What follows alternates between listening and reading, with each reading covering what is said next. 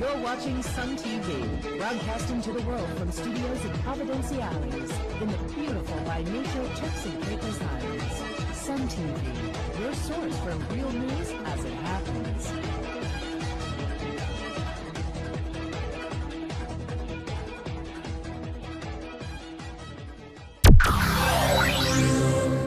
In our headlines today, PNP officials move out belongings from the former headquarters. Filipinos living in the TCI raise funds for their countrymen. And we also have highlights from the Remembrance Day service held on Sunday. I'm Tadleen Zafrlin, and thanks for watching this Sun TV News Report.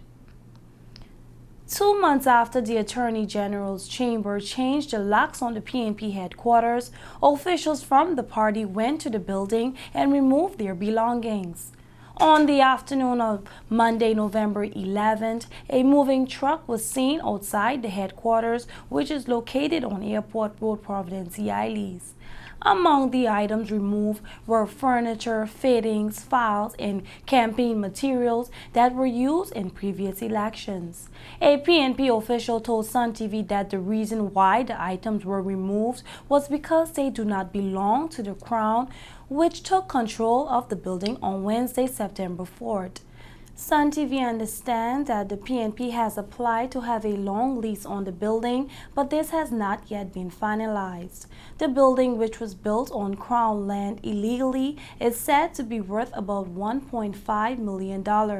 In September, a statement from the governor's office on behalf of the Attorney General's chambers said that government will be seeking to use the property as an income generator, and so the PNP could negotiate for lease. It was noted that the TCIG will consider ways to maximize the revenues from the land for the benefits of the people of the TCI. Members of the Filipino community in the Turks and Caicos Islands are coming to the rescue of their countrymen who were seriously affected by the typhoon which devastated the islands of the Philippines. 2 collection points for donations have been established at both IGA outlets, and so far they have raised thousands of dollars. Philippines officials said that Friday's typhoon may have killed 10,000 or more people. Authorities said at least 9.7 million people in 41 provinces were affected by the typhoon, which was one of the most powerful to ever hit land and likely the deadliest natural disaster to hit the Philippines. Entire villages were destroyed and cities devastated by huge waves and winds of nearly 150 miles per hour. The Philippines comprises 7,000 islands with a population of 96 million people. Sun TV caught up with 2 officials from the Filipino community, and they explained the nature of their fundraising exercise. As you have seen and heard in the news, devastation in the Philippines is like losing 10,000 people's lives. And if you've seen the news on TV, you will just be moved how people are suffering right now in our country. It's like they don't have food, they don't have shelter. One area in the country has been struck by the 7.2 magnitude earthquake last month, and now this strongest typhoon ever recorded in the world history, and there's another one coming.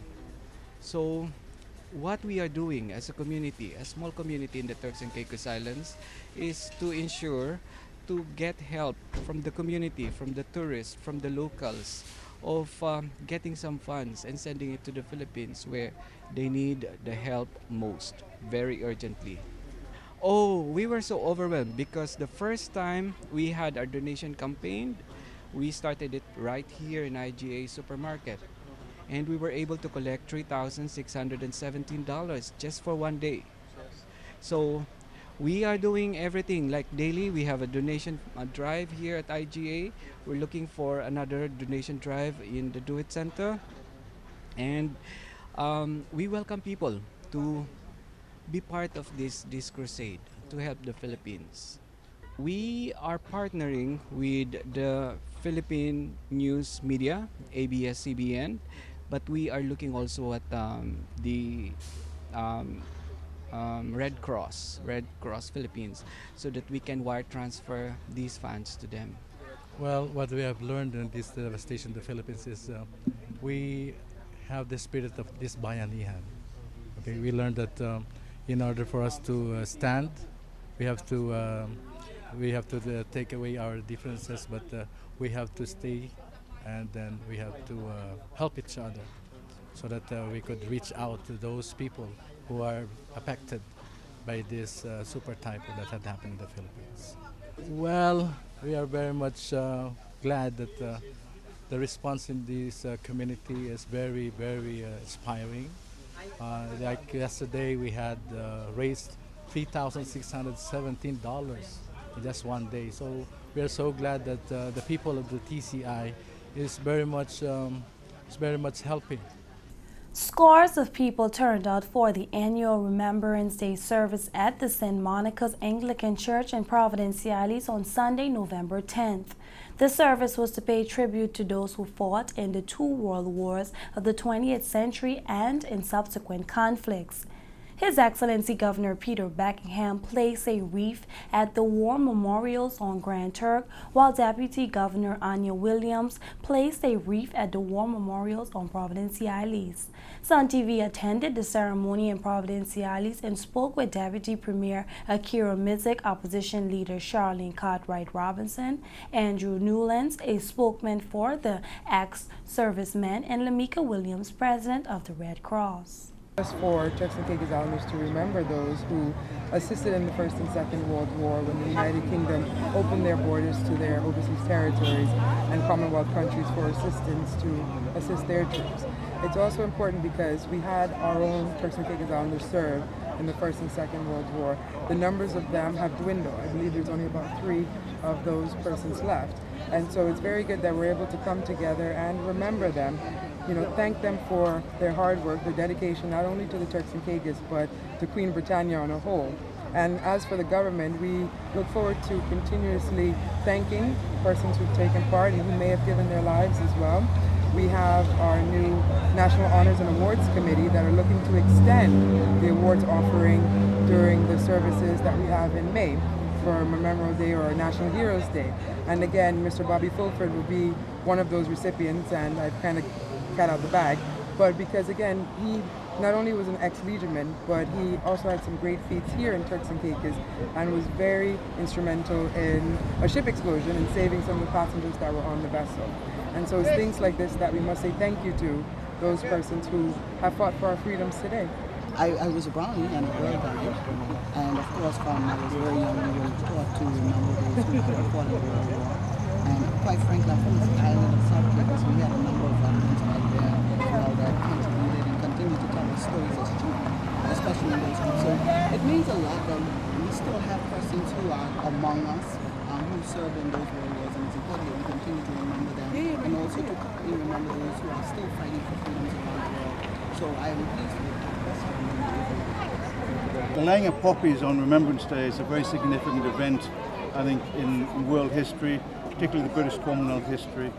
How it's derived from is the slaughter of the First World War, which is obviously followed up by many casualties in later wars.